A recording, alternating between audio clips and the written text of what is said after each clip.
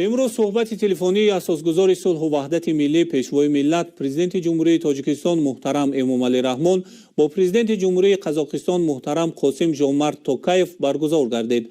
در آغاز صحبت رهبران دو دولت اوید با نتیجه های سفر رسمی به نزدیکی انجام داده پرزیدنت جمهوری قزاقستان در تاجیکستان مبادله افکار نمودند و با توافقاتی که در جریان گفت و شنیدهای دوشنبه در سطح عالی به دست آمدند بهای بلند دادند.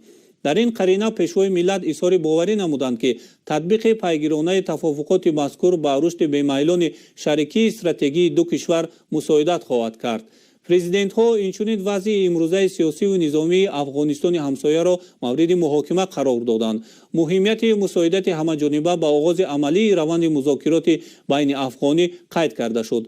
جانب‌ها با نگرانی عاید به شدت گرفتن وضع در ناحیه‌های شمالی و شرقی این کشور که به افزایش تشنج باعث گردیده به حالت عمومی تامین امنیت منطقوی تأثیر منفی می‌رساند ابراز اندیشه نمودند.